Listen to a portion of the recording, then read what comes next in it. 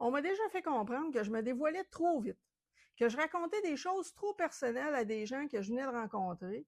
Fait que pendant des années, j'ai cru que c'était un défaut.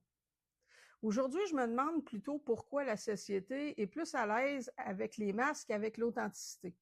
Pour beaucoup de personnes neurodivergentes, cette règle est un petit peu difficile à comprendre. Si je te parle de mon enfance, de mes difficultés, de mes passions, de ce que je ressens, c'est pas vraiment parce que je cherche de l'attention. C'est parce que j'essaie d'être authentique. Je préfère personnellement souvent une vraie conversation à 10 discussions superficielles sur la météo.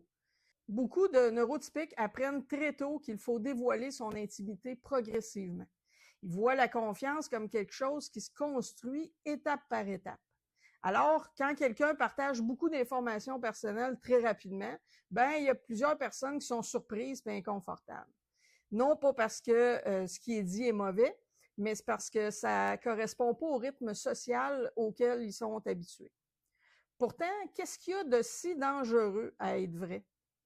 Si je te parle de mes difficultés, de mes échecs, de mon diagnostic ou de mes émotions, je fais pas de mal à personne. Je mens pas, je manipule pas, je critique pas personne, je suis juste honnête. Alors pourquoi l'honnêteté rapide fait-elle parfois plus peur que les conversations remplies de banalités? Deux visions différentes des relations. Pour certaines personnes, la confiance vient avec les confidences. Pour d'autres, les confidences créent la confiance.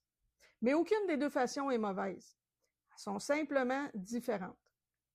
Peut-être que le problème, c'est pas de s'ouvrir. Peut-être que le problème est de croire qu'il existe rien qu'une seule bonne façon de créer un lien avec quelqu'un. Certaines personnes ont besoin de temps avant de parler d'elles. D'autres ressentent le besoin d'être authentiques dès le départ.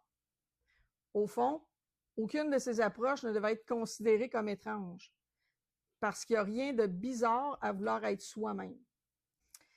Et dis-toi une chose, c'est que pendant que je te parle de moi, je parle pas des autres.